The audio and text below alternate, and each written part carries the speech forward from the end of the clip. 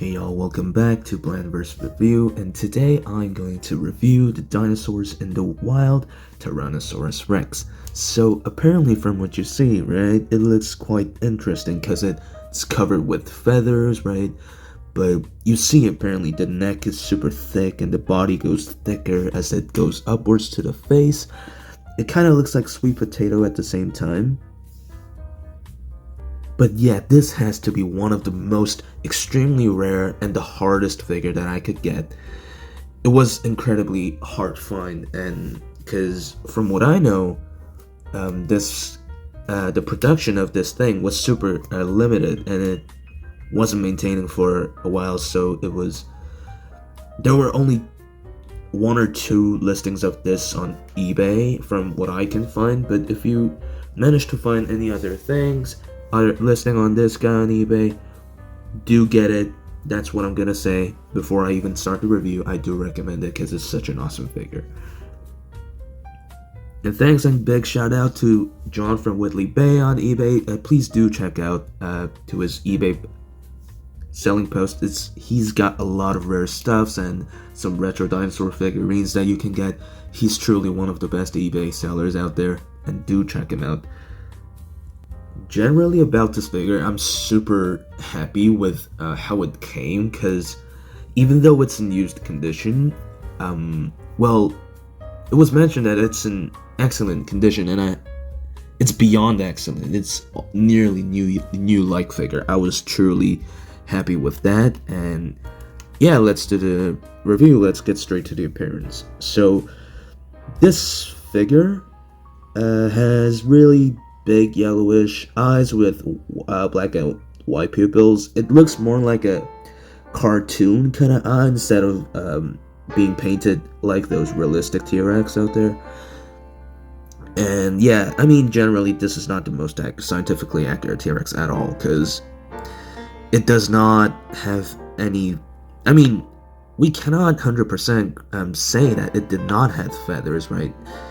Even though one of the old fossils of the chest skin piece showed that there were no feathers, it doesn't necessarily mean it didn't have any of those tiny, like a centimeter or millimeters of feathers on top of its head or anything. We do not know for now, for sure. But yeah, I mean, as scientists discover more things in the future, we'll be able to know. But I don't believe this is the most accurate T-Rex at all, but it has its own charm. That's why I got it. And really nicely sculpted teeth. It's in solid piece, not rubbery pieces like those Mattel figures, and it's really sharp. It can poke through your skin, I guess, and it's really nice to see that all the teeth are protected in place. It's all there, though this tiny teeth over here at the bottom is kind of missing, but everything else is fine. It has really nice painting, interesting painting on top of the inner jaw there, and on the tongue it got those black paint with the pink, and then covered with another black paint at the bottom. It's really interesting to see, and yeah, really nice brown and all those wrinkled kind of skin textures as well. And you get the seam line on the left side of the head, but you don't actually on the other side of the head, which is kind of interesting.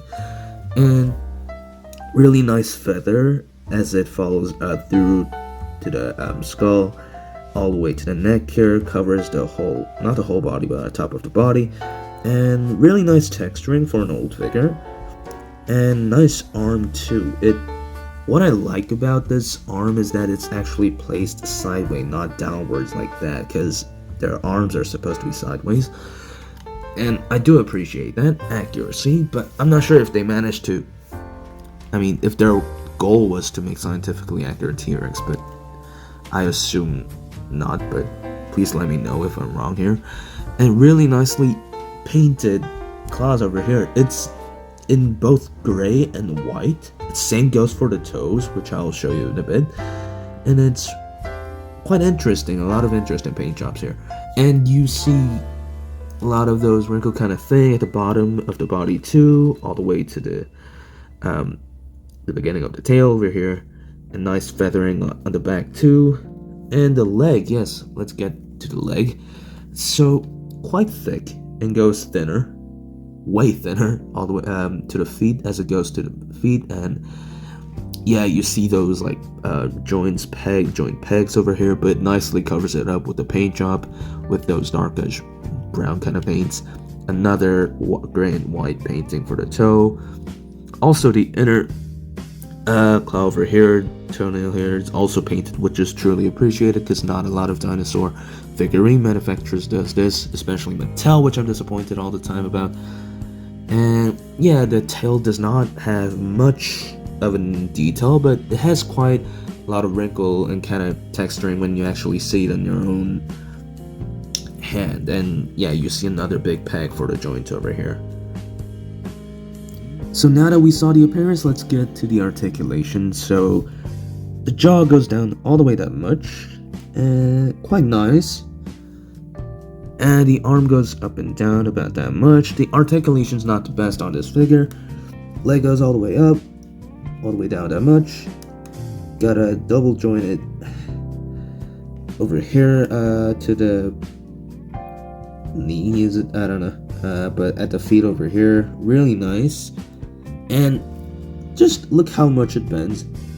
It's pretty cool, but we do not have any ball joints or anything at the torso or anything, so not much of a meaningful articulation on the feet. But we get side to side movement to the tail, and it disrupts the detail on the body to the tail, but I don't mind it. I really do like these kind of figure. It looks very retro. I'm just afraid that this thing just falls off on the shelf because I don't have any good base for this guy at the moment, so that's kind of bad. But surprisingly, it stands on its own.